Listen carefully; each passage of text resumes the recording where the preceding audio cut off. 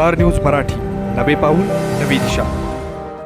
खानापूरचे नाव भवानीपूर तर सुलतान गादे गावचे नाव देखील बदलणार. आमदार गोपीचंद पडळकर काय म्हणाले?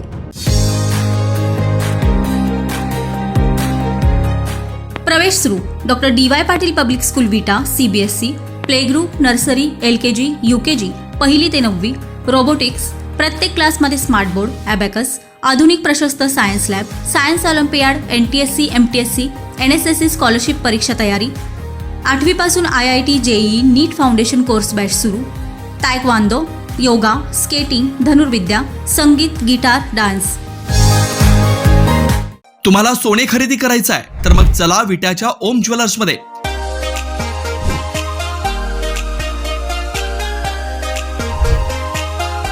विट्यातील प्रथम सोन्याचे 100% BIS 916 hallmark jewellery showroom. HUID प्रमाणित सर्व दागिने ग्राहकांसाठी सुवर्ण संच योजनाही सुरू. तर मग एक वेळ अवश्य भेट द्या. आमचा पत्ता ओम ज्वेलर्स, सराफपेठ, बँक ऑफ महाराष्ट्र समोर विटा. श्री भगवान ढमाले गार्डीकर, डॉक्टर विशाल शिंदे मोराळे. मुघलांच्या खुणा असलेल्या आणि त्या पुसण्याच्या दृष्टिकोनातून काही गावाची नावे बदलण्याची आणि पूर्वीची नावे या गावांना देण्याची मागणी मुख्यमंत्री देवेंद्र फडणवीस यांच्याकडे आमदार गोपीचंद पडळकर करणार आहेत. यामध्ये खानापूर शहराचे नाव भवानीपूर करावे, सुलतान गादे गावचे नाव देखील बदलावे, जत तालुक्यातील उमदी व इस्लामपूर या गावांची नावे देखील बदलावे अशी मागणी आमदार पडळकर यांनी केली आहे. खानापूर शहरातील महादेव मंदिरातील विटंबना झालेल्या नंदीच्या मूर्तीच्या घटनेच्या पार्श्वभूमीवर सकल हिंदू समाजाकडून आज महादेव मंदिरात आमदार गोपीचंद पडळकर यांच्या हस्ते आरती संपन्न झाली. यावेळी पडळकर यांनी या घटनेमागे जो कुणी आहे त्याला पोलीस विभाग अटक करेल आणि शिक्षा देईल असे पडळकर म्हणाले. भवानीनगर येथील महादेवाचं जे पुरातन मंदिर आहे, ज्याला शेकडो वर्षाची परंपरा आहे, या महादेवाच्या मंदिरामध्ये नंदी महाराजाच्या मूर्तीची तोडफोड करण्यात आलेली आहे. मूर्ती भंजन करण्यात आलेलं आहे. हे नुसतं मूर्तीवरती केलेला अटॅक नाही आहे, हा हिंदू धर्मावरती, हिंदू धर्माच्या अस्मितेवरती केलेला हा अटॅक आहे. हिंदू धर्माच्या श्रद्धेवरती केलेला अटॅक आहे. आणि हे काय नुसतं छेडछाड करून केलंय म्हणून सोडून देण्यासारखा विषय नाही आहे. अत्यंत सिरियस घेण्याचा हा विषय आहे. महादेवाच्या नंदी महाराजांची जी तोडफोड केलेली आहे त्या आरोपीला तत्काळ पोलिसांनी अटक केलं पाहिजे. छत्रपती शिवाजी महाराजांनी अफजल खानाचा कोतळा वाघ नक्याने काढला तशा पद्धतीनं नंदी महाराजाच्या शिंगाने ह्या औरंग्याच्या ज्या पिलावळी आहेत, ज्यांनी हे कृत्य केलं आहे, त्याचा कोतळा बाहेर काढल्याशिवाय आम्ही राहणार नाही आहे. मूर्तीची तोडफोड कोण करू शकतं? साधं गणित आहे.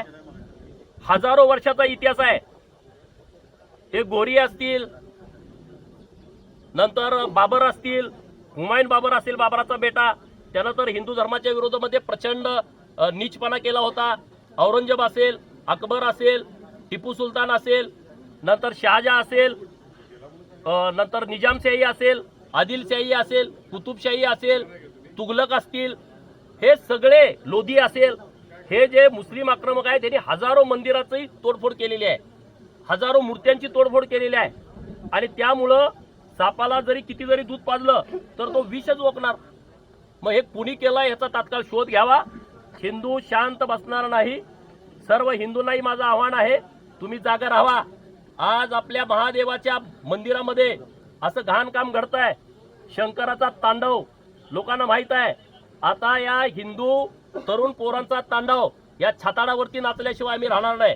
आणि आम्ही आता इथून पुढच्या काळामध्ये जशाच तसं उत्तर देऊ. नुसतं मोर्चे काढणार नाही, नुसतं बोलणार नाही. लव जिहादच्या घटना घडल्या, लँड जिहादच्या घटना घडल्या, धर्मांतरणाच्या बाबतीमध्ये कोण गावात आला त्याला ठोकून काढणार आहे आम्ही. सगळ्या लोकांना आव्हान आहे, गावात हे असे कोण आले मशिनरीवाले, हे मुस्लिम धर्मवाले धर्मांतर करण्याच्या दृष्टिकोनातून त्यांना झोडून काढा, त्यांना सोडू नका. गावात कोणी असा प्रकार केला असेल तर त्यांची घरवापसी करा. त्याच्यासाठी आम्ही आता सगळे प्रयत्न करणार आहोत. आणि पोलीस प्रशासनाला माझं हेच सांगणं आहे, तात्काळ तपासाची चक्र फिरवा. जो कोणी असेल त्याला तुम्ही शोधा आणि त्याला त्याच्या पद्धतीनं उत्तर द्या. खानापूरचं आता राज्याचे मुख्यमंत्री महोदय यांना पत्र देतोय की आमचं खानापूरचं भवानीनगर करावं, भवानीपूर करावं, सुलतान गादेचं सुद्धा नाव बदलावं. तिकडं जत तालुक्यामध्ये उमदी आहे, अफजल खान तिथं आला होता तेव्हा त्यानं नाव ठेवलेलं आहे, ते नाव बदलावं. इस्लामपूरचं नाव बदलावं.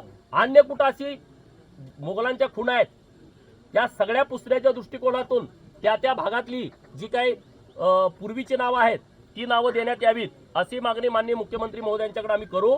मुख्यमंत्री महोदय नक्की या सगळ्या बाबीचा विचार करून निर्णय घेतील. हे जे प्रकरण आहे हे पूर्वीच्या लोकांनी, आता त्यांची नावं घेत नाही, त्यांनी हे बरोबर षडयंत्र केलेलं आहे. हिंदी चीनी बाई बाई, हिंदी चीनी बाई बाई, हिंदू मुस्लिम बाई बाई. हो बाई बाई, मग हे का प्रकार घडला कालचा काश्मीरमध्ये? हिंदू मुस्लिम बाई बाई आहे तर तुम्ही धर्म विचारून का आमच्या भावांना गोळ्या घातल्या? कशासाठी घातल्या? काही लोकांनी कलमा पडल्याच्या नंतर सुद्धा त्यांचे कपडे उतरून बघितले, मग गोळ्या घातल्या. हा काय प्रकार आहे?